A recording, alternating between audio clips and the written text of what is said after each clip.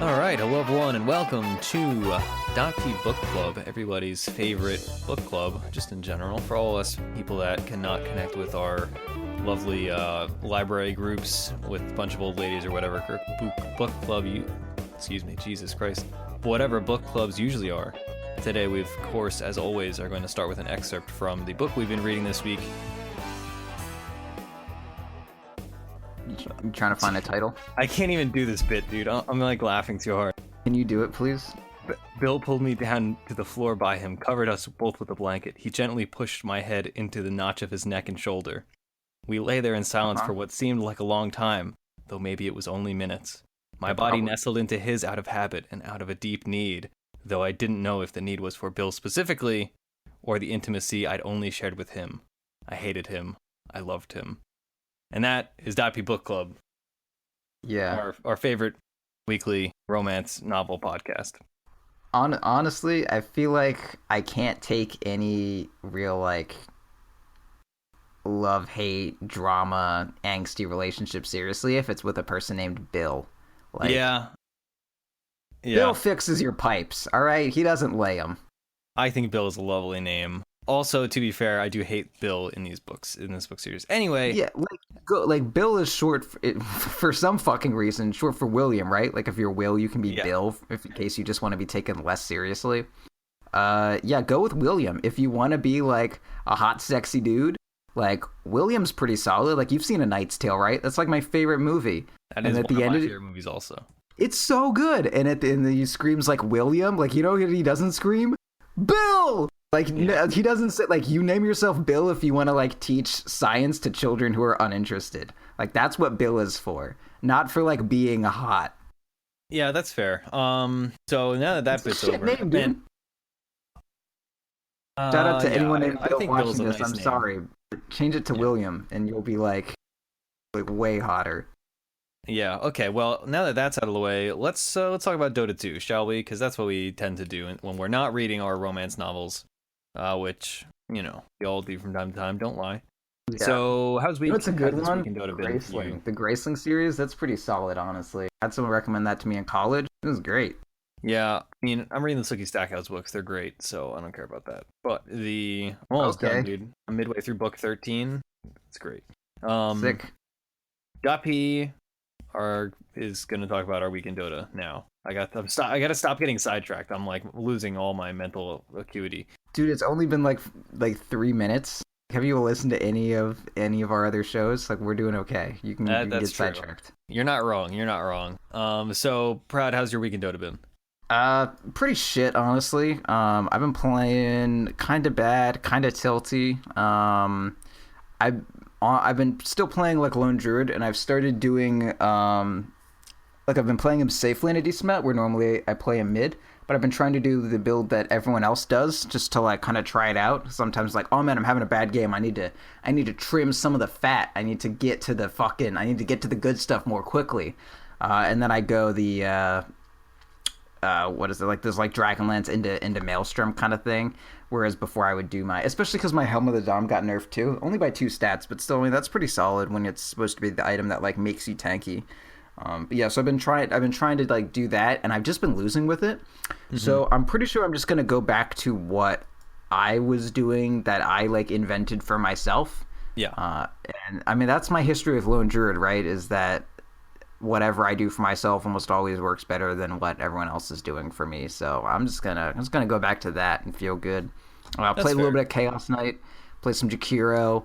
I think Jug just sucks, in my opinion. I think he's decent in like coordinated games, but like for pubs, I have no confidence in Jug as a like carry in a pub to like carry the game himself.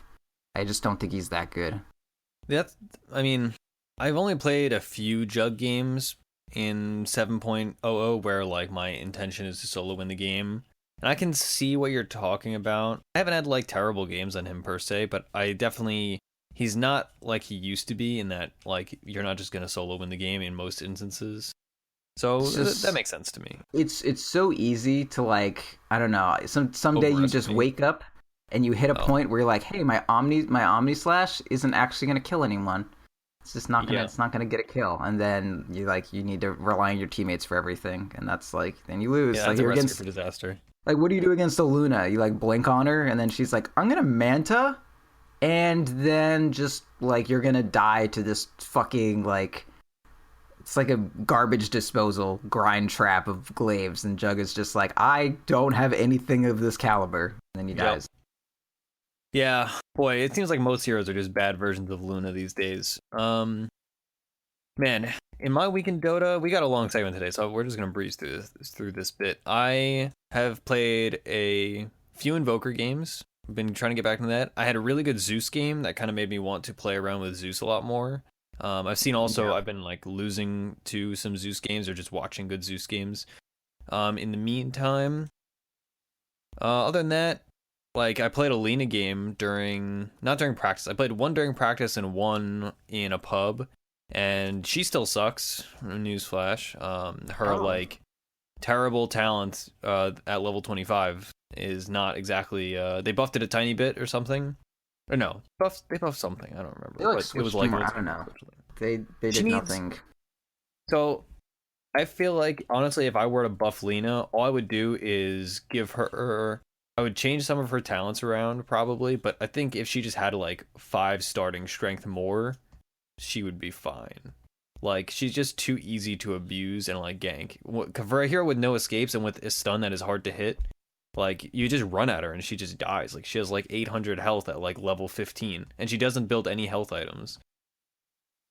So maybe that's what I would Yeah. do if I were to buff Lena. I don't know, but like And being also change her squishy is talents kind of her around. thing, right?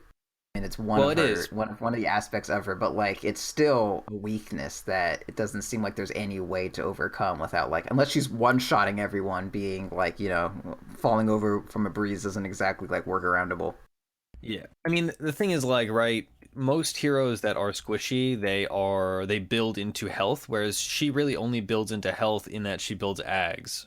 And like that's That's it. Like and situational. she used to build drums. I mean, ags situationally is better, but you're going to buy it pretty much every single game. But Yeah, I agree. the thing is like it's she's balanced around like the idea is like okay her talents and her hero from the baseline and her item builds are very like okay I'm gonna be super far away and that way even though I'm squishy they're not gonna get to me but nowadays like everybody builds blink daggers and everybody has all these things to get on top of you so it doesn't matter Hurricane if you're a Pike. thousand range away Yeah.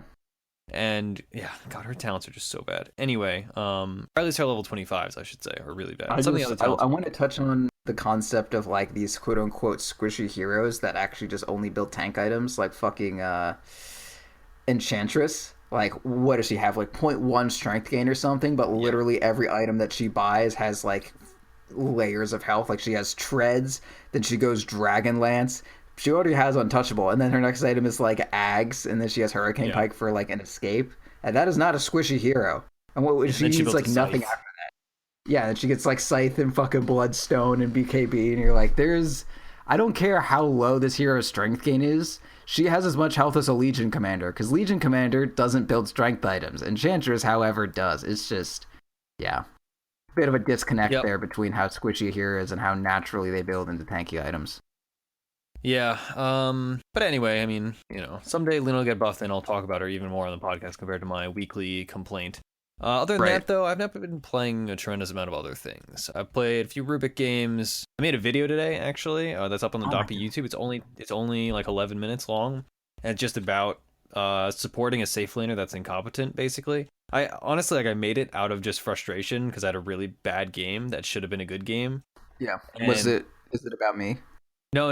It was so I played a pub and it was an unranked game, and I had a guy that instant locked Sven, and respect. You want to practice heroes. That's what unranked is for. So he instant locks Sven, but he's like 3,800, and this game is all like there's a couple 5K players and all like Smurfs and stuff, so This you is can't about really tell. Roland. No, it's not. It's not Roland. Just some random 3,800 Sven player, Sounds like and Roland. no, and he was just pushing the lane, and I was super polite, and I was like, please, just don't push the lane. Like, it was an offlane invoker. And I was like, dude, this is the easiest thing. All we have to do is like, if you keep equilibrium in a decent place, and I said this in a lot fewer words, of course.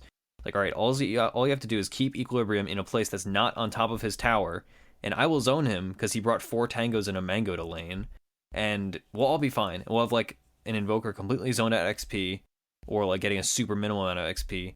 Then the freaking Sven, he just slaps. He has the dumb hammer cosmetic from free to play, and he just slaps the creeps and slaps the creeps and slaps the creeps. And the whole time I'm like thinking to myself, I'm like, what does he do? Like he's trying to push the lane, take tower early. Like, oh, that's weird, but okay. But then like he pushed that far, and he's like, why aren't you pulling? It's like, well, I mean, I'm gonna pull now because you're pushing. And it was just one of these things that was just like, he was so clearly doing the wrong thing, and I was like, you're doing the wrong thing. Please stop doing the wrong thing. And then he just went silent and kept doing it. And so eventually I rotated and did other things. But anyway, the crux of this is that I took that bad experience and made a pretty educational video out of it, I think. And it's only 10 minutes, so if you enjoy that kind of stuff, feel free to watch it. Proud of you. It's all about like rotating and stuff. Like if you have an incompetent safe laner and like you can't do anything, just leave and then do something else. Like I rotated and I killed mid and I saved mid and I did other things and you get runes, etc., make stacks. So that's content. Anyway, let's talk about our segment. So this is probably gonna end up being a bit of a longer segment. It's something we haven't talked about in a while. And somebody that I don't know off the top of my head specifically asked us about it. We're gonna talk a bit about drafting. And drafting has changed a bit, but like the core tenets of drafting are still pretty sound, right, Proud? I think you'd agree with that? No. Yeah, sure. No? Okay. So, I mean, this is really your specialty, Proud. Like, I mean, I've some input, but like drafting is your forte, as they say. So, why don't you? My fort. Yeah, your fort. It's actually pronounced fort. Yeah, I'm sure that it's pronounced fort. That definitely sounds right to me. No, like it actually is. No, it's not. Are you sure? Like, because I remember looking up forte and it's not forte. Oh no, it's like 4. It's forte. No, it's not. Yeah, no, go to like literally Google it and then hit the little pronunciation thing and you can listen to it. Fort. Yeah, no, because like I hear people say Fortela, and then I've seen a lot of people like correct them. I just looked it up actually. If you want to be perfectly and unimpeachably correct, you will pronounce the word fort, meaning something that is one strong point, identically to the word fort, which is and reserve the forte pronunciation only for the musical term. That's interesting. I did not know that. I am unimpeachably correct. But yeah, you are apparently. Forte, but yeah, it's just fort. Anyway, I'm glad we learned a little something. That's interesting, isn't it? Yeah, I'm not no flea merino because I said the same thing, but after you said that, I was like, you know what? Actually, I'm right. Yeah, no, I'm surprised, but that makes a lot of sense once I looked up like why it says that. Why it's the difference. All right, so I'm 1 for 1 now, or rather 1 for 2 because I was wrong trying to correct Roland, but I was right here. It's kind of like how some people say niche and other people say niche. It's like one of those things. Well, no, because like apparently, because that was a conversation I had with Roland at literally that exact word, and I was like, it's not niche, it's niche. Yeah. And he was like, no, okay, but then we looked it up, and it actually is both. You can do it either way, but forte is like literally just a separate thing. Like it's actually just fort, unless it's music. Okay. Anyway, so drafting. What is your fort? Okay, this is my fort. I live in this fort. It's much better to say forte, honestly, in terms of understandability. Anyways, all right. So I think we just want to kind of start on like what actually. Okay, so there are a few paths that we'll take it top to bottom. All right. So the first actual impactful thing in terms of drafting is what your first 2 picks are going to be, right? Of course, the thing that comes first is the bans, but the bans need to be kind of a primer for what you expect the first 2 picks to be. If there weren't any first 2 picks, there wouldn't be any first 2 bans. So right now, the main thing that you want to be thinking about in terms of I guess more casual or amateur Captain's Mode games is you want to be playing around the Shadow Demon Luna. There's obviously someone has first pick, and the next person has 2 simultaneous picks. So you have you have a couple ways that you can come at this. 1, you can get an overall flexible hero. 2, you can get a slightly less flexible hero, but like just an overpowered broken ass hero. Or 3, you can go for specifically a strong duo. And the kind of song and dance that we have going on right now isn't quite as hard because now Underlord is a bit out of it. But like let's say when we were dealing with Underlord SD Luna, you could, if let's say Shadow Demon, Luna, and Underlord weren't banned, then your options would be to either first pick Underlord and then give up Shadow Demon Luna, or you would first pick Shadow Demon and then you would threaten your second pick would be Luna, so you would force the enemy team to pick Luna, and then they would get the Underlord. So like both of those are valid moves in like a kind of chess sense. I think overall Underlord is just like so strong and actually pretty solid against the Luna push that I would almost always go with the Underlord over SD Luna. And there's almost no situation where all three of those heroes aren't banned. But that's the important thing you need to be thinking about. If there's a really strong duo that you might give up, if you pick one of them, it will force your opponents to pick the other. If there's a really strong individual hero to pick up, that's a good thing to do in general. But like that's the main song and dance. It's between, do you want like a really strong hero? Do you want to disrupt the enemy's duo and force a pick out of them? Like I would rather pick Shadow Demon and force my opponents to pick Luna than pick Luna and force my opponents to pick Shadow Demon. Those kind of things. Like if you're worried about Bane Mirana, if you know the enemy team picks Bane Mirana, I would rather I'd probably rather pick Bane and then force the enemy team to pick Mirana than the other way around. Especially because, like, if someone gets arrowed, you can kind of, like, nightmare them real quick to immune some damage. Anyway, a lot of little stuff like that. Well, I think, before you continue, I think just to bring up a real example of a pro game that, coincidentally, I just pulled up a random pro game, and it actually did almost exactly what you said, right? So, initial bans were, in order, Centaur, Meepo, LD, Earth Spirit, and by the way, this was Empire versus Flipside. It was for DAC. Was this recently? Okay, yeah, this was like 2 days ago. Okay, and then first pick was Shadow Demon. Second pick from the other team was Luna, and then the third pick also from the other team was Slardar. So Shadow Demon one team, Luna Slardar in response, and then they picked Terrorblade for the Shadow Demon team Empire. And it seems pretty. That's basically exactly that, right? And then they third picked, ignoring the bans, they third picked Mirana, so they had Shadow Demon and Mirana, and the other team bans Kunkka, right? Like you were talking about, right? You ban things that are going to work with your first two because your first two are setting up your overall game plan. Yeah. And normally, when a team starts drafting, in general, they have something in mind.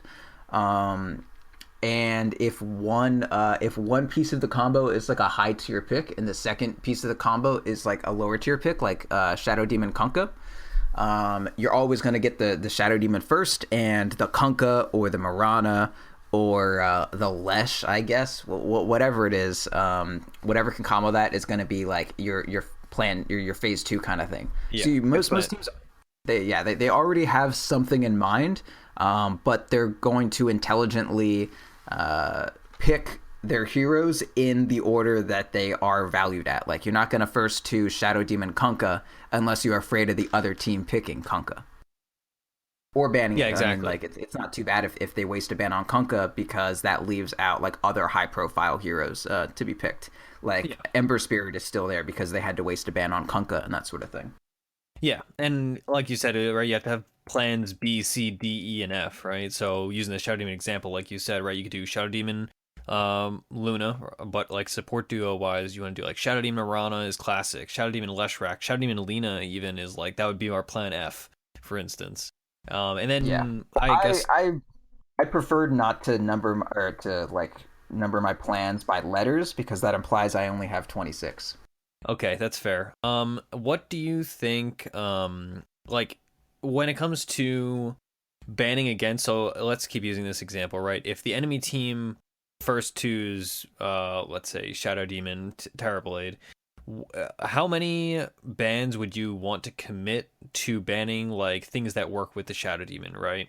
So would you commit... it can go a couple ways. Okay. If I say, like, if I know they have a very good Kunkka player or something, maybe I would ban that.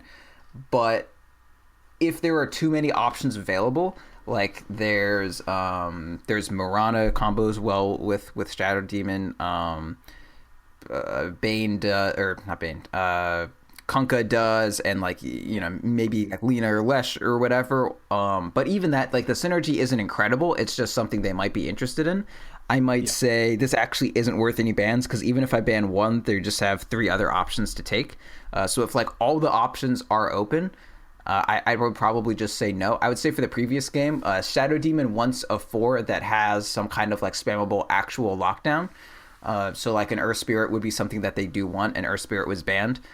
So like if you already have Earth Spirit taken out, maybe Kunkka also being taken out is a good idea because that's one of the only remaining like spammable, and you have Sloardar yourself. So that's the only remaining, or one of the only remaining like 4s with a nice spammable stun that that Shadow Demon can be like setting up for. So in that case, I would take Kunkka. But if it's like kind of think of drafting as there's like a number of categories of heroes, and the more you ban from one category, the more effective the next ban is from that same category, because eventually they're just going to run out of things. Like in terms of dealing with Luna, you want someone who can like either counter illusions, or someone who is someone who can take advantage of the enemy hero having good illusions. So like let's say I have Luna, and I've already banned out or I have Luna, and I've banned out Shadow Demon, and I've banned out let's say like Legion Commander or something. So like now they really can't do that well with illusions.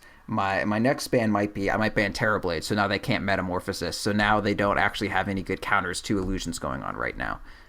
Various stuff like that. Like if I ban if I'm worried about a bunch of team fight and I ban Tidehunter, maybe my next ban would be like Faceless Void or something, assuming Faceless Void is decent. So now they don't really have any team fight ultimates to go from. Like if I ban a tanky carry like Sven, my next ban might be like Lifestealer. So there's no more tanky carries, and that's what I was worried about. Yeah. Or like the classic thing where it's just like, yeah, we just banned 5 mid heroes and their mid players now playing some like mid hero that they've never played before. Like then their mid player has to play the Juggernaut that they picked first phase mid against an Ursa. Exactly, and that's one of those things that's like not applicable really in pros, except for in super niche situations, I suppose. But in pubs or like in things like 82L or like battle cups, etc. Like if you scout the enemy team, and you're like, okay, they have like let's say there's a team that's me and 4 1K players.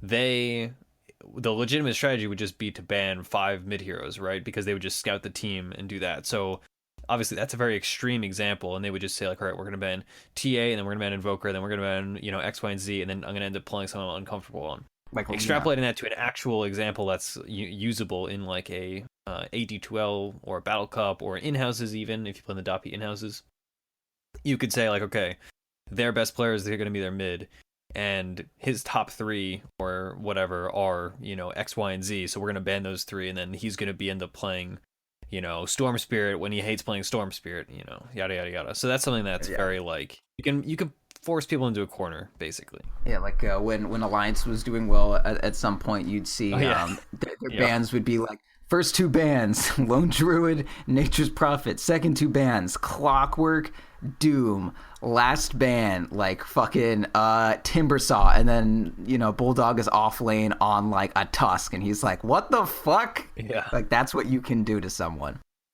Yes, absolutely.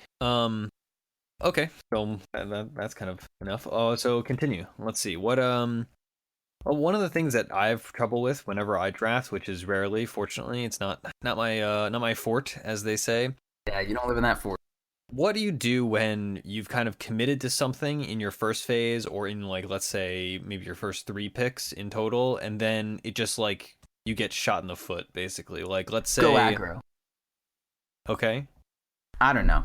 I mean, go on. Like, all right, so let's say we're trying to pick some like wombo combo team fight, which is like the classic thing that people want to do because it's exciting. So they like first 2, and they pick like Tidehunter and Enigma.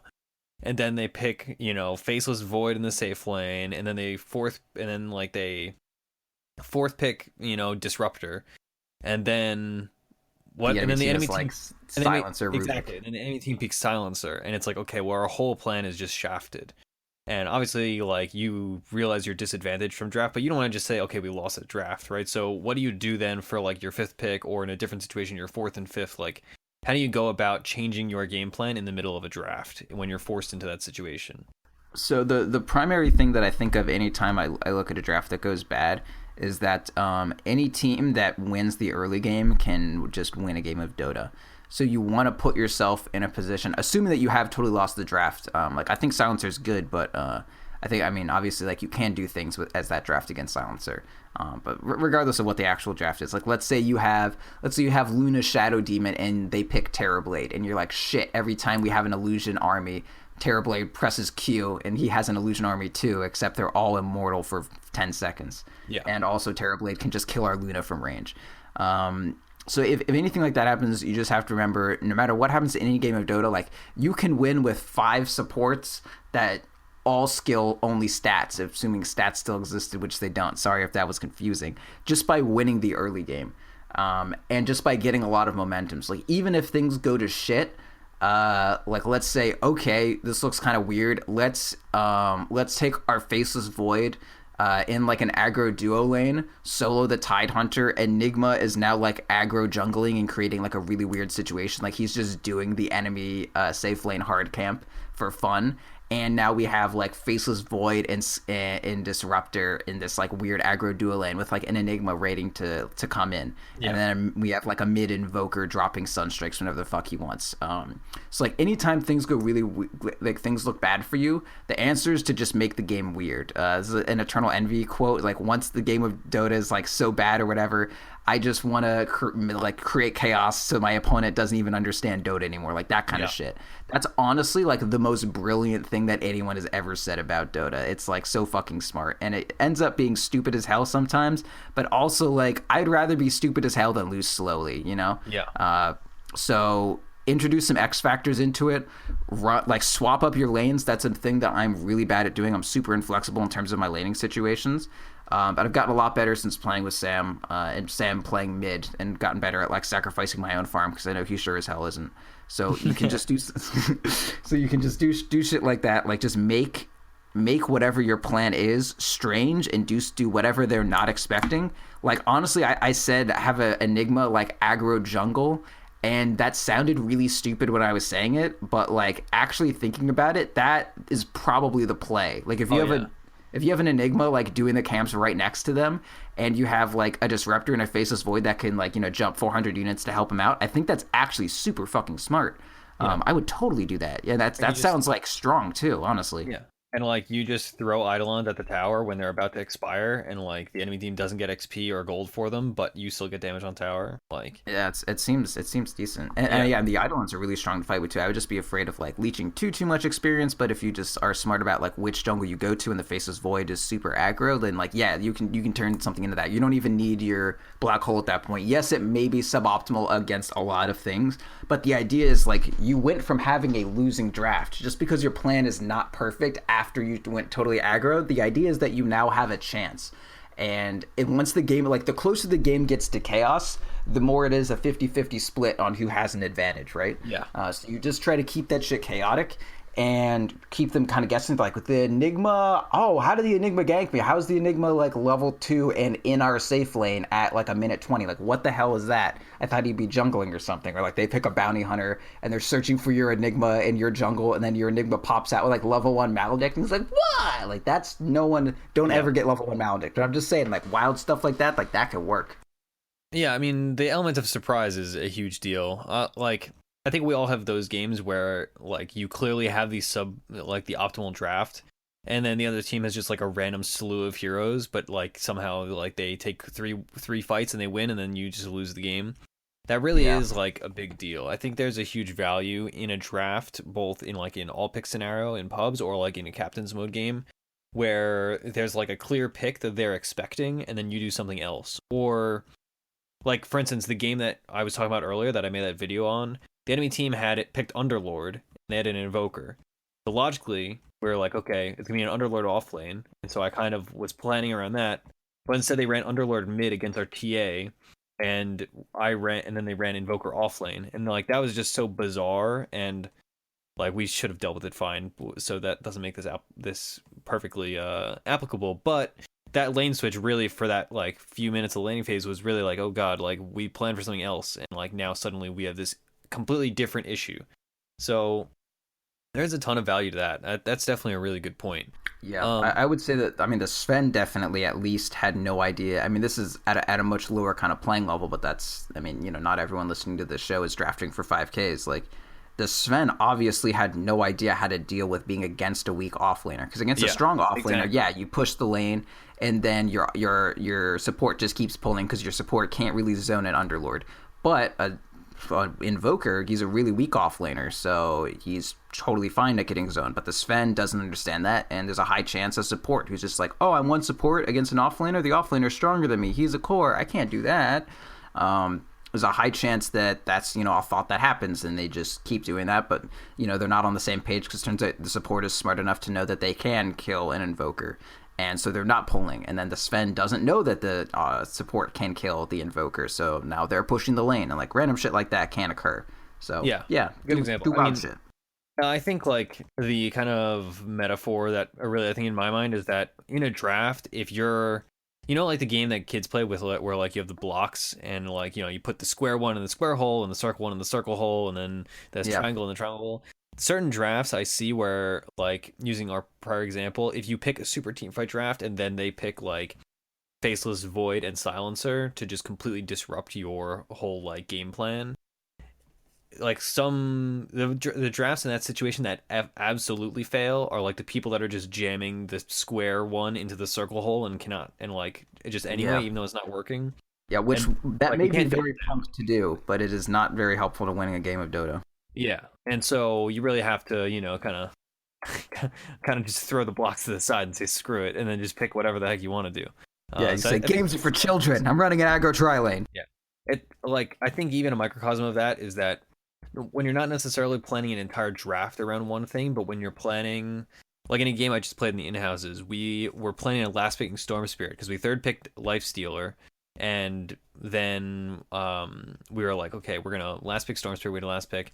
And then they picked Storm Spirit, even though it didn't really work into their comp perfectly. But either they knew that we were going to pick it, or they just wanted to pick it anyway. Yeah, and so that was like pick Lifestealer. Yeah, well, and then that was like a much smaller. Yeah, well, we didn't want to fourth pick Storm Spirit because they would just pick like AM or something. But whatever. The whole thing is like we had a much smaller problem, right? Where our whole strat was not countered by any means. Like we still had entry systems. Like I was playing Bat Rider, so we still had an entry system for the Lifestealer, but we just kind of didn't get our optimal last pick, and that kind of put us off kilter. And we ended up picking Ember Spirit, which was okay, but really like not stellar. So I think that's like a smaller example of this dynamic, right? Where you have a game plan, and then the enemy draft is just like flips you over. In that situation, like, you just gotta try your best and like figure something out. Like maybe pick Quap instead, and like they serve similar purposes, or maybe just completely retool your game plan. Like, okay, we're gonna play PA and just play all of magic, all minus armor, stuff like that. Yeah. Do you have anything more to say about drafting? I mean, we could easily do like a whole episode on this, but I think this is... Yeah, I do actually. I just want to go over like the elements that you want to make sure that you have in a draft, unless you're trying something very specific, which I kind of don't recommend. Like here's kind of what your draft should look like. First phase, you want at least one of your supports and whatever very high value core, whether that be something with a high pick priority like a Underlord, or Luna, or Invoker or something, or something just kind of like not that Invoker's high pick priority, or just something that's like relatively flexible, whether it be uncounterable or can go into any lane. And I think Invoker I would more put in that category. It's not that he's super strong, but he kind of fits into a lot of different team compositions. Storm Spirit kind of, but more like, I mean, Ember Spirit can kind of go into any team comp. You can also run him safe lane in a pinch.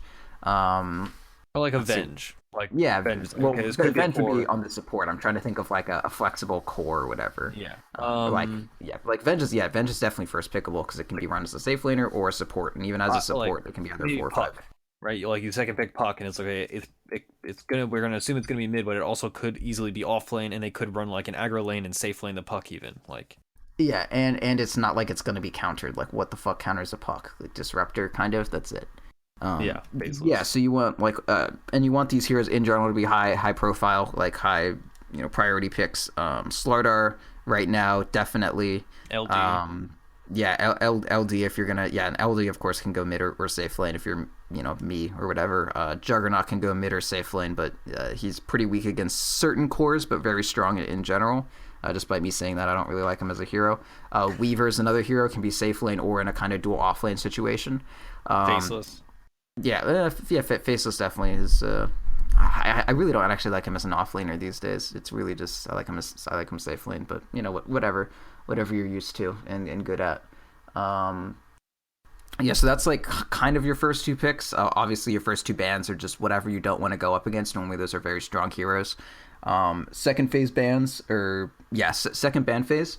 Those are mostly relegated to just what synergizes with what it looks like they're going, or any high profile heroes that just so happen to make it through the phase.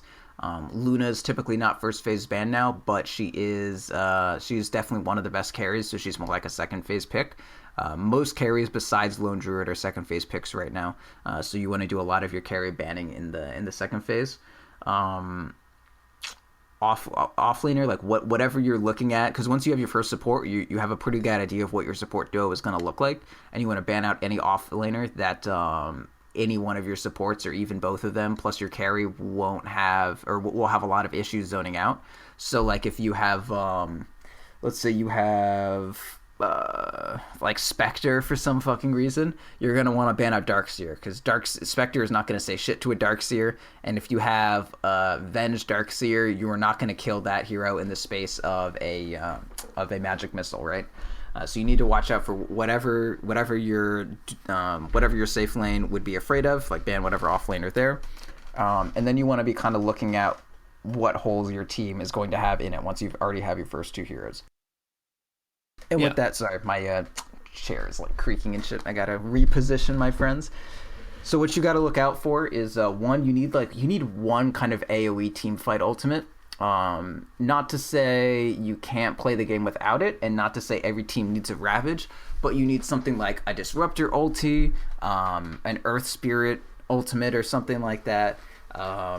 Even just like an Axe Blink call. Not so much that, but like I don't know. I'm trying to like Shadow Fiend ultimate, Luna ultimates, something like that. Like you need a little bit of something just to make sure once you have a 5v5 clash, you have the option at least to have one ability that can give you way more value than it ought to. Just like if you get a good Disruptor ulti on 3, like that can be a whole team fight. And Disruptor isn't the kind of hero where you put your entire budget into just having one of those. But I just I really don't want to design a team that doesn't have at least one ability to kind of like shut out a team fight. Like you want to at least have the option to 5-man wipe them. You don't want it to be like we will never ever come out ahead in a team fight wildly because we just don't have any like very strong AoE spells. So I like to have one of those, but most importantly, you need at least one hero with what I call a casual stun or a skirmish stun, or basically just a low cooldown AoE stun. If it's something like Avenge, that's okay too, but in general, you want to have at least one hero that is either Axe in his his taunt thing that he does. It's like Axe, Slardar, Sandking, Leshrac, Lion, Nyx. What other heroes with like these kind of casual stuns? Earth Spirit, Shaker, kind of Elder Titan, Kunkka. Definitely Kunkka. Who else? Centaur for sure. Anyone else? Got these like casual ass stuns? I'm looking. Let's see. Sid Lash. Ember Spirit, kind of. It's more like a casual. Like he's got a bit of lockdown. Dragon Knight. Although Dragon Knight is single target. Yeah, Lena. Although Dragon Knight is single target, it's still like a casual stun. I think that's like most of it. Jakiro, kind of. His is a little harder to set up than most. I think that's pretty good. I would also say Rubik and Shadow Shaman. Rubik because he can lift one person and bash him into two, and then Shadow Shaman has like 2 disables on him, right? So he's got a decent amount of casual disable going on there. But maybe even Visage just to some degree. But like you need some ability to catch someone out and chase them. You can't just like have a team that has no stuns. I played a game earlier and our support duo was Ricky and Coddle. And guess what? We never killed anyone. No, we Yeah. never caught anyone. Yeah, we would mana leak them, and then they would like manta style and leave.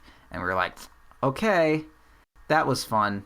We almost got someone. Like you can't just not have that. And oh yeah, Sven also. Sven is the carry that I pick when like we have no casual AoE stun. Like, guess I have to play Sven.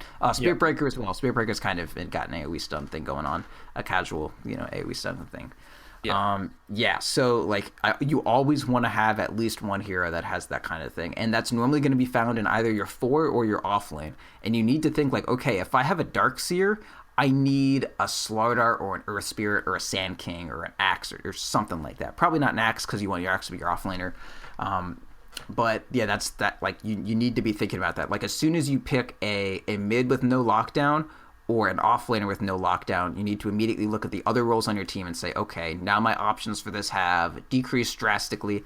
I need a 4 with lockdown, and I might even also need a 5 with lockdown. Like I don't want to go Darkseer, Shadow Demon, Queen of Pain in the mid lane, and like Luna safe lane, and then all I have for my lockdown is like a blink or like a blink crush or something like that. I probably would rather also have a little bit of lockdown in my mid or my safe lane. Yeah, it makes sense. It's basically yeah. I mean, hey, this is just running, like, for anybody that has been newer to .p, we did an episode a long time ago that was about draft budgeting. And this is essentially the crux of it, right? It's that you want to have a lot of different options within your draft, right? You don't want to make an entire draft and it's like, oh, wait, we don't have anything that is remotely resembling teamfight, or oh, we don't have any carries, or we don't have any stuns, or like, oh, we lack X, Y, or Z, right? You want to have, at least in some form, you want to cover all your bases.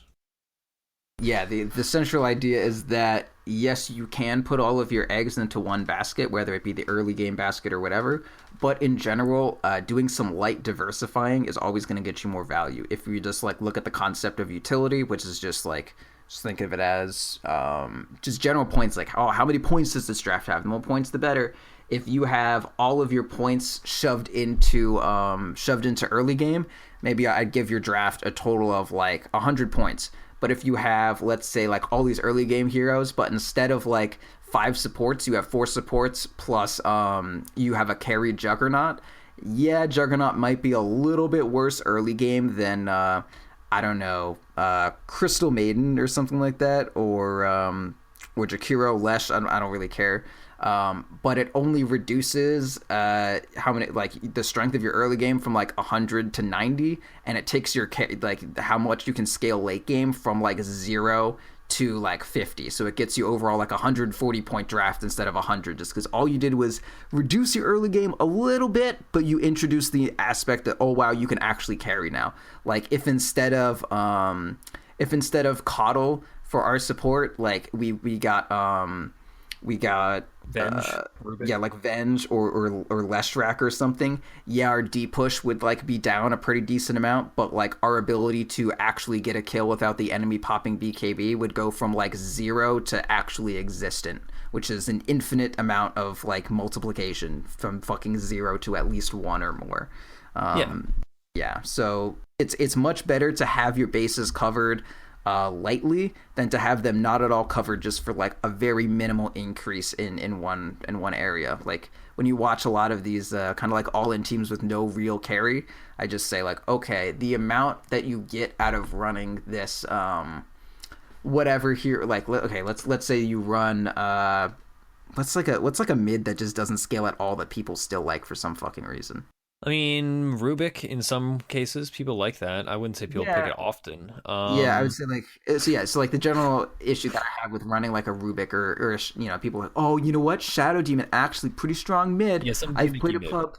Yeah, like that's the kind of thing, or like I don't know, Disruptor. You ever hear about anyone saying to do that? That sounds like insanity. Yeah, or like right? Dazzle mid. That's another gimmick you want. Sure, yeah. So like, oh, you know what? Like I can do this, and it's really strong early. It's like, okay, you know how much stronger? Like even if I believe you that it's stronger than say Puck, even. Oh yeah, or it probably, I mean, a lot stronger than Invoker early. But like let's take another, like Ember Spirit. Okay, like Dazzle is stronger than Ember Spirit early.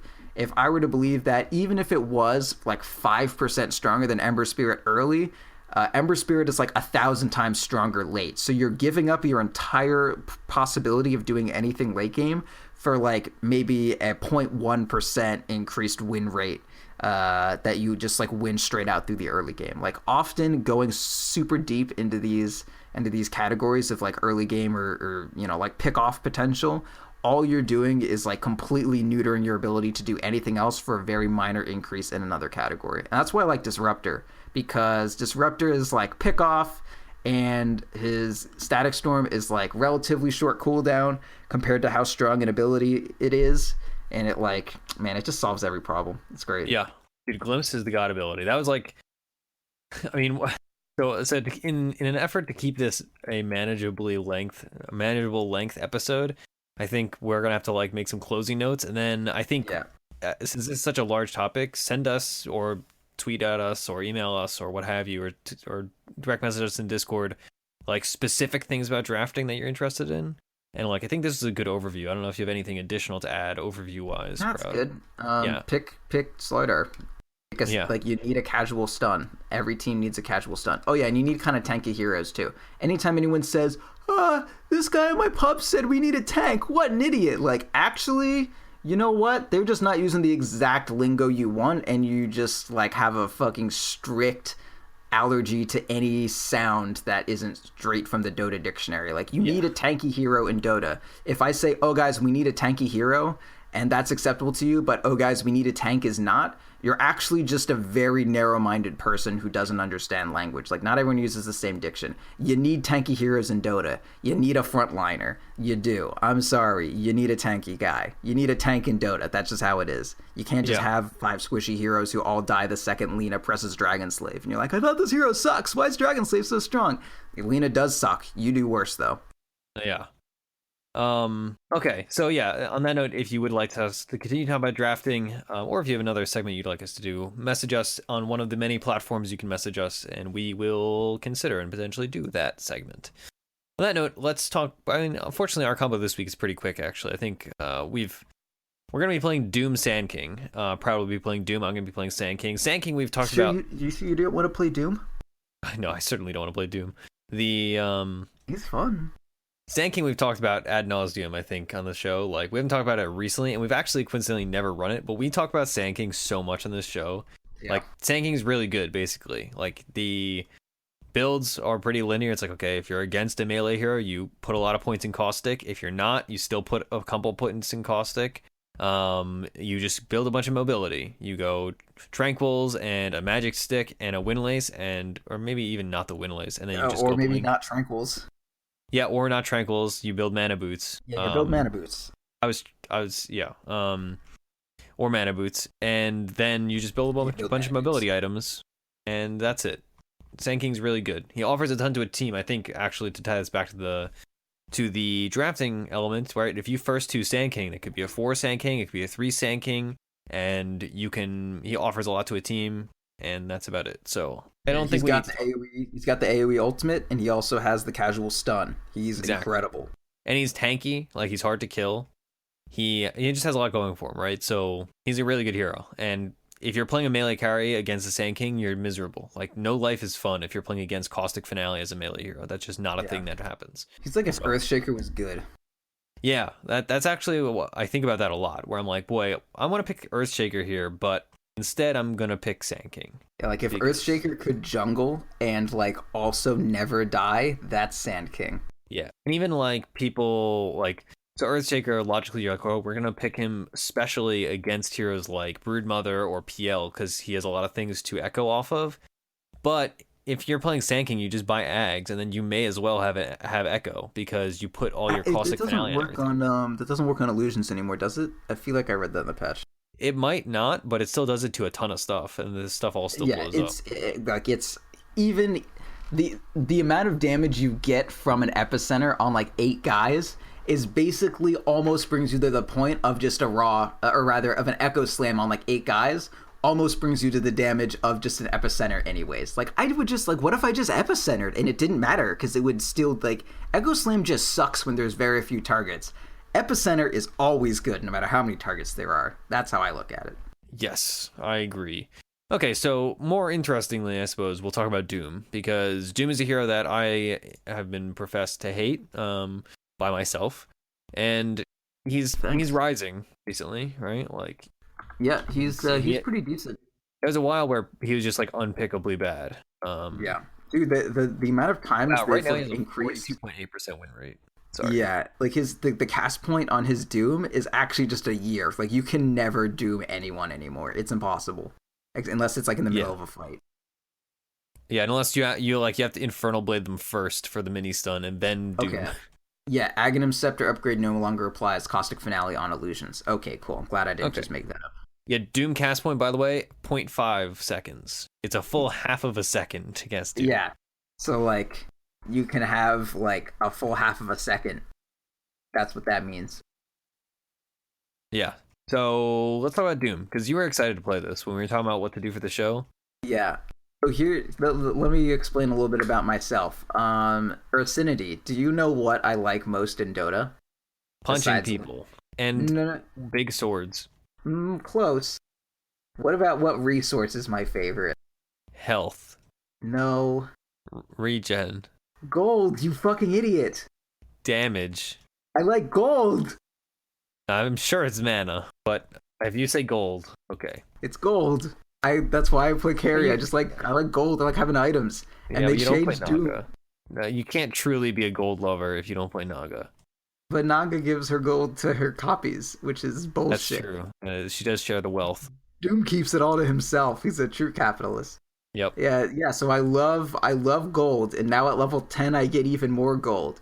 This 80 bonus devour gold is equivalent to like someone said like 160 GPM or something like that. It's not quite that much. What is it? 80 gold every 40 seconds. It's like 140 or something. Yeah. Which is still like a lot. more than a Midas. It's like more than a Midas. Yeah. And That's you like get a a level ton. 10 default. Yeah, and you get a level 10, and like the other option is like some armor or some health, like whatever. I'm not gonna do that. Yeah, you could buy But health yes. with all that gold. So Doom, yeah, you can just buy. That's like every time I'm just like, I just want the gold talent. I can buy everything I need. I don't need this except for on. Yeah. Anyway, yeah. So Doom's great. He makes a lot of money now. And you just like get a ton of items on him. You play him not necessarily as a 4 or a 3, more like as a 3.5, and then you let your 4 be a 3.5 as well. So you kind of just toggle between the jungle and the lane, and you let your offlaner or your pseudo offlaner, whether it be a Night Stalker, a Slardar, or in this case a Sand King, or Spirit Breaker, whatever. Just take the lane when it's available, and that while you're jungling, and then after you're done jungling with a decent amount of levels, you come out with your friendly dual offlaner friend, and then you go bully them. It's very similar to the old way that you played Doom. Back when Doom was a 4, you jungled the enemy offlane jungle, and then came to help your offlaner on and off. But now it's more like you help your support. It's very similar to the way you play it, but you're given just like more priority. Like you're never gonna leave so that your offlane or so that your 4 can get experience. As soon as you're done in the jungle, you're gonna be like, yo, get the fuck out of here. I need my levels. I need to be level 10 right now. And then they leave, and you're fine. Because you need those points in Devour. Like you want to be level 10. So to get the 80 bonus Devour gold, and the more you level Devour, the lower the cooldown gets. So it only really gets valuable once you've got like a max Devour going. But you also want to contribute to fights because it's 7.02. You can't just like be a farming Doom all day. So you need a ton of levels to get the Devour maxed out, and then also more levels so that you get a decent points in Scorched and Infernal Blade in your ultimate. So like you want to be hitting level 10 early, so you need levels, and then after that you really want to be hitting like level 12 and level 13 and that sort of thing to get like your level 2 ultimate and some real points in Infernal Blade, which is where a ton of your damage comes from. So yeah, you play it like a core, but you're in and out of the jungle like a lot, and to make up for that you want to have an offlaner, or you want to have a 4 that is capable of subbing for you in the offlane, so there's not zero pressure being put out. Yeah, okay, so that makes sense. So that's kind of why we're playing Sandking with it, right? That's our direct synergy, is that when you leave the lane to do your stuff, I'm still sufficient, right? And that's why, like, when we're brainstorming, that's why you don't play a hero I mean, other ideas, for instance, would have been Night Stalker, like other traditional greedier offlaners that do well with farm, and can just live and take XP while your Doom's off doing stuff, right? You don't want to put like a CM there or something because she's just like she sucks at offlaning, right? Yeah, Right. And she it's not like dies. She's a it's not like a dying traditional person. duo lane where like you're sitting two people here. It's more like like you said, like it's a 1.5 heroes lane, right? Where somebody's always leaving and dodging in and out. Yes, a And when big you're whole rotation party, musical chairs. Yeah, and when you're both there, you have a lot to offer in that. Like you have two tanky heroes that are a burden to deal with. Each one of them individually is hard to zone, even for a tri lane. So we are either going to dominate our lane. Obviously, I say this, and of course, I don't want to jinx us. We're either going to dominate our lane with two tanky heroes that have a lot of harass, or we are going to just get XP and gold as two heroes that are alternating, or we're going to force the enemy team to focus a ton of resources on getting us out of our comfortable situation, right? They're going to have to put three heroes, let's say, to deal with us. So, I mean, Yeah, let's that's play a that. match of Dota 2. Yeah, that's the game plan. So, yeah, we'll be back at youtube.com/.ptv1. That is where all our YouTube content is, including the game from tonight. So, we're going to hop on that, and then we will see you after the break. All right, hello everyone. We are back. We have just completed our game. It was a fun game, I will say. I'd say it's one of the more fun games I've played recently, that's for certain. Yeah, Very close great. game, very back and forth. We ended up winning. It was a good time. The team comps were Storm Spirit, or for the enemy team, they had Storm Spirit mid, safe lane, tri lane of Lifestealer, and then support line and support Arc Warden, something you don't see very often. And then off lane, Faceless Void. On our team, we had a safe lane PL, something you also don't see that often nowadays. And we had a mid Invoker, a support roaming Marana, played by Skrunk, friend of the show, and us two, of course, in the off lane on Sandking Doom. Primarily me feeding the off lane and Doom in the jungle. And me killing the offlane while being in the jungle. Yeah, that did happen a couple times. But let's talk about like the broad strokes of the game. I'll say it was a very back and forth game. The enemy team, much to Proud's chagrin, had many Lincoln Spheres. They had three out of all their cores had Lincoln Spheres. Yeah, three heroes with Lincoln Spheres, and all of them were very evasive. Yes, and I mean on the upside, we had a lot of stuff to break Lincoln Spheres. Like, I mean, Sand King for one, I can break a ton of Lincoln Spheres. Invoker, but I mean, that's like you don't want to break a Lincoln Sphere yeah. with Oh yeah, like an ideal like. yeah. Fuck yeah, dude! I didn't get burrow struck. Yeah. So yeah, those were a real problem for us. They were very evasive, like Proud said. I think that was really the big thing with that team was just they had stuns, they were very evasive, and the lifestealer was pretty effective against us for a good while. But eventually we all came online, and we had a couple team fights that didn't go our way, but then we had a couple that went our way. And fortunately, we were able to parlay the fights that went in our way into material one, whereas the fights that they won, they kind of just like got gold, and then they didn't really take much. So, let's talk a little bit about our individual heroes, I suppose. Proud, Sure. you can get going first. So, I really did enjoy playing Doom. One of the main things people noted about Doom when he got changed out is he no longer has a plus armor talent. Like that's what the Devour thing I think replaced, or at least something replaced. Having it's not like I played him a lot before this patch, or rather before this change. But he definitely does have a I guess like a deficiency in the armor category. So going the Veil first helped me stay on the map so much. It was actually unreal. Like just mana boots plus Veil and a wand was just like honestly fucking fantastic. I don't think I would play this hero without going either Veil or Blade Mail first item. Maybe Vlad's is okay, but like 6 armor, super good. 4 armor from Vlad's is kind of okay, and then also the additional health and huge mana pool it gives you. Like mana boots plus Veil, I actually didn't have mana problems, which is super rare on Doom. And let's see, beyond that, like I think Blade Mail still would have been good, but we were kind of getting like we were getting jumped on and shit on a lot, and so I needed not only did I need Blink, but I didn't need to Blink Blade Mail. I needed to like Blink mech people to save them. So I went mana boots into Veil into mech and then Blink. That way I could like Blink Doom as well as Blink save people with mech, and it was solid. As far as the actual play for the lane went, I started Stout Shield, Quelling Blade, and a Tango, a Branch, and a Clarity. I've seen a lot of Dooms do 2 branches instead of branch clarity, but I think branch clarity is better. Yes, you're going to be building sometimes a wand and almost always a mech, so the 2 branches are always going to get use. But the fact of the matter is, I just needed the mana regen. Like, basically, the way it would go is I jungled till level 2. I wanted to jungle to 3, but I would have had to use a Devour to give up a. I had a Satyr with the 5 health regen and that sort of thing, and if I used another Devour to get my level 3, it would have given me a mana burning Satyr or a purge Satyr, like not good stuff. I'd much rather have the 6 health regen, especially helping out Sam after he died.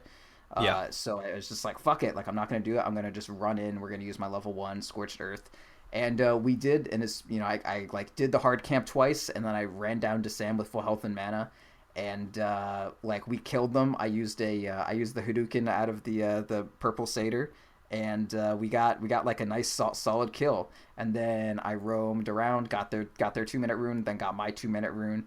All the while, clarity is going to like regen the 100 whatever mana I had to spend on the Hadouken and my extra Scorched Earth, and like I had enough to do another Devour, and then someone rotated bottom again, and like I hadn't even touched the shrine yet, and I just like finished a little short jungle rotation, went back bottom, got another kill, and it was pretty great. Like it worked out pretty perfectly outside of Sam feeding. Yeah. Oh yeah. I mean, normally like one would make excuses, but honestly, like I just played awfully for like 15 minutes, and then I've reached a point where I was like, all right, I have Blink Dagger, and then I started making plays. I think it's largely because of my inexperience with Sandking, but like, I think it might be a mental thing where like I've played against so many Sandkings while not playing him that I think I figure I was picturing his caustic doing more damage than it actually does, and I figured he was tankier and more evasive than he actually is. Yeah. And so it just led to me like overplaying my hand basically. And also Yeah, I just made dumb it seemed mistakes. like you were assuming you had the full Sand King kit at like level 2. Yeah. Yeah, exactly. Like, you need a little time before you start doing those things, sir. Yeah. So that was just one of those moments where like you just have to acknowledge like I was just playing like garbage. Just So playing like someone who doesn't play Sand King. yeah. But once I got through my little feeding phase, I had I mean it's Sandking, right? Like I had a couple good epicenters and then a couple of team fights where I couldn't get epicenters. And the fights that I got good epicenters in, we won, and the fights I got bad epicenters in, we lost. My epicenters, like I think so Sandking, I feel like, so judging by the different epicenters that I did in that game, right? The ones where I was initiating, it was not great. But the ones where I let them initiate, because they had a very initiation, yeah, exactly. The counter initiations epicenters were a lot more effective just because the nature of their team was that if I did it early, they could stop it. And if I did it early, they also they frontlined with heroes that were not super affected by my epicenter, right? Like the most effective epicenters I had were in the like last 10, 15 minutes of the game where a fight would already start and then I would just have to wait on the side. Yeah, and it's like after Lifestealer's Rage is almost over, then you go in and that sort of thing. And then I committed into it. Yeah, and all their Lincolns have been popped. That was the other key factor, right? Is because if I epicenter, yeah, yeah. If I epicenter right away, right, it's going to do very little because they're just going to, Lifesteal is going to rage and run away. Storm is going to ball and run away. Lion, who cares? He's far back anyway because he has a Blink Dagger. Arc Warden, who, like, what even is that hero? He was completely off my radar. And like Faceless Void, also he went Lincolns, and then he went Mjolnir, and then he went BKB. It's like, wow, how the heck am I going to kill that guy? So that was definitely the play, right? There's all these counter initiation, what's it called? For the build, I kind of toyed around with the idea of getting an Aether Lens, but I never ended up doing it. What I ended up doing was I went Mana Boots with Wand and Windlace. Actually, I didn't even go Wand this game, did I? I don't think I did. I don't think you did. No, I went Mana Boots so I started Stout Shield, Tango, Mango, Fairy Fire just because I had extra money. And then I went Mana Boots, Blink Dagger, Force Staff, Aghanims, Shivas. And then I was probably going to go Octarine last.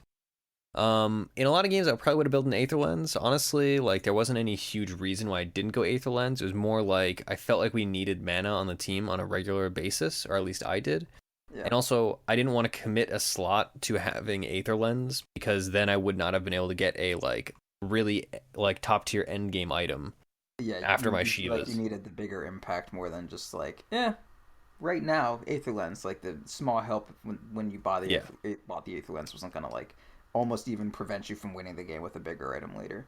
The only other Yeah, thing I would have said is maybe the Aether Lens would have made sense to like almost just to increase the range on your Force Staff so you could better pop Lincoln Spheres with it. But that's the yeah. only reason I'd really want that. Well, see, in a lot of games, what I'd think of doing is I would replace my Force Staff with Aether Lens after, or not even replace, but like in the super late Yeah, game when you're like scrounging for slots. But in this game, we needed to pop so many Lincolns that I could not reasonably do that. yeah, for sure. If I had not had such an influx of money, also that probably would have been a factor. Like I had a couple team fights where I stayed alive and got a bunch of kills, so I built Shivas, right? Because I just had all that influx of Yeah. money. Um, Also, like Sandking is just so mobile. Honestly, I think you could like six slot yourself without boots and have your like travels in your stash in Yeah, your backpack. I could see Sand as one of those heroes. Yeah. But so I just built, it's Sandking, right? You build mobility, and then we wanted damage, and I wanted armor, so I built the Shivas. And he was just super evasive. It was fun. Yeah. And that's about it for me, honestly. Like, I mean, it's Yeah, Sandking. Like, I it's like got, an I got, enigma where it's like, all right, did you black hole well or did you not? If you black holed well, then you sure. won, and if you didn't, then you lost.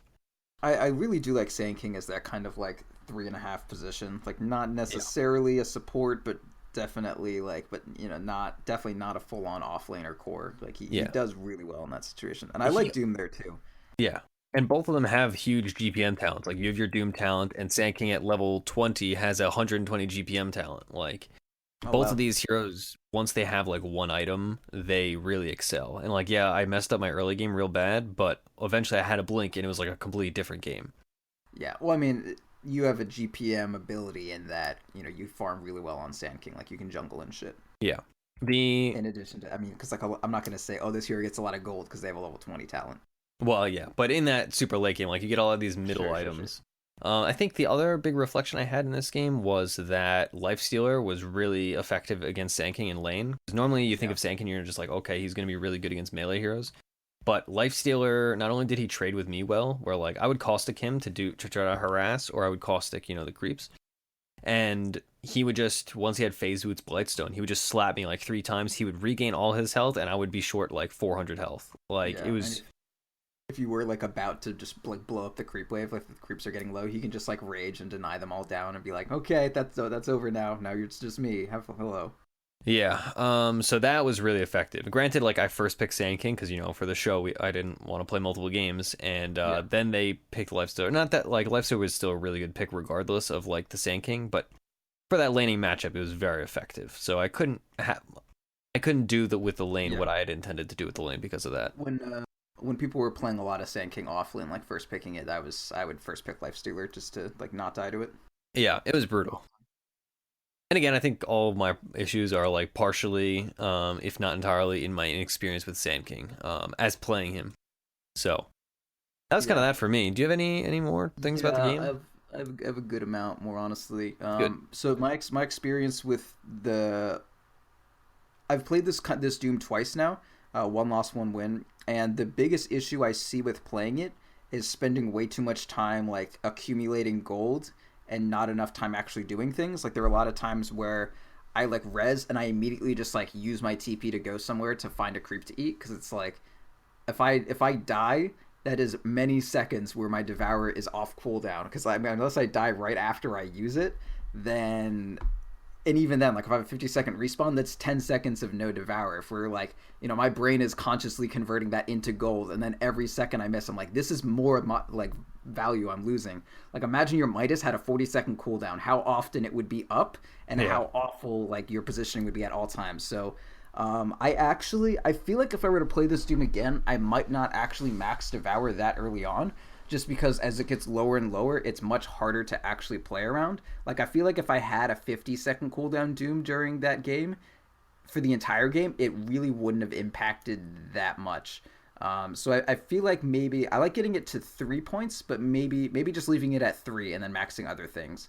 Especially because like if I wanted to eat a bigger creep or whatever, if I wanted to eat a creep and then just like move on as quickly as possible, the fact that I have to like get it down to half health so that the process of eating it takes less time. Because if you don't know about Doom, when you devour something, your mouth is full. Like that's literally what it says. Your mouth is full until you fully digest the creep. And the way it does that is based on the amount of creep health the creep has. So if you eat a creep with like 1,000 health, I don't know exactly how much DPS or how quickly your stomach acid chews through a health bar to bring it down to 0 before you actually get the bonus gold from Devour. But it's something like if you eat a camp or a large creep at a large camp, it'll take like 60 seconds. So even if you have a 40-second cooldown on eat, or on Devour rather, you won't actually be able to use that unless you get the creeps health down to like half, and then you consume it. So like little things like that disrupted me a little bit. And then there were like all these times where I'd walk around and I didn't want to lose my net, because the net is so fucking good now. Like, oh my god, the net, man, the net was MVP of that match as far as my skill kit. Like, the net was most valuable fucking skill that I had. It was wild good. It was. I mean, especially after all the root buffs. Like, not only is it a Lincoln's, it's effective against Lincolns, but like roots are pretty good. Yeah, like we caught Storm with it several times. It was super solid. But yeah, so yeah, I think if I were to play him again instead of, so my build was Q W W, so I had 2 points in Scorched Earth, and then Q again, so I had 3 points in it, and then I got my ulti, of course, and then another point in Q, so I had like 4 Devour, 2 Scorched Earth, 0 Blade, and then 1 ulti. And then I maxed Scorched Earth to like, I think I got it to 3, and then 1 point in Blade, and then maxed Earth, and then finished out my Blade last. But I think if I were to play it again, I'd probably just leave my Devour at 3 for a while until I felt like we were at a point where the game was just like, gonna give me time to farm like that. But I don't know, there were so rarely creeps, and then when they were, oftentimes they were jungle creeps, because anytime a lane exposed itself, like of course PL and Sandking or whatever, they all just eat it up. And then we have Forward Spirits pushing the lane super far out, and if I like blink to Devour a creep, I'm just gonna get jumped on immediately. Yeah. And yeah, I think I'd be pretty fine with just like keeping it at 3 points until I'm maxed with everything else, and then worrying about it. So that's kind of interesting that happened to my head. Yeah, that makes a lot of sense to me. I mean, he's one of those heroes where he has a lot of value in each point in all of his skills, and there's no like. Very good. It's not super linear, right? It's not like you're playing Rubik and it's like, okay, I get it. Like, I'm going to max Fade Bolt, cool. Yep. That's interesting. I think, like, just for me, reflecting back on the game, I think this game, to take, like, rather than the hero-specific stuff, to take an overall approach to what I learned and, like, what I think is educational about the game, there was definitely elements of... If you watch the game, you'll notice there's a lot of lessons in taking fights, right? There are fights that we clearly should not have taken, and fights that the enemy clearly should not have taken, and how we approach those fights, and what contributed to our wins in certain fights, and what contributed to our losses in other fights. So I would say, if you are going to watch the game, that is something to look out for. Especially in those, like, in the early game, like, that's less of an applicable thing, but in the late game and the mid game, it's very tumultuous, I'll say, because our teams were evenly matched enough that it was really just all strategy based, right? It wasn't like there was one problem on each team. It was more like if our team got the jump on the enemy and had a good fight, then we won, and vice versa. So it was a very even keel game. So that's kind of my. I almost like. Oh yeah. Also, side note. That Invoker, his party MMR was 3.4k. It is a relatively low level to count, so that does explain a lot of some of the really weird decisions the Invoker made. I did not realize that was the case. Yes.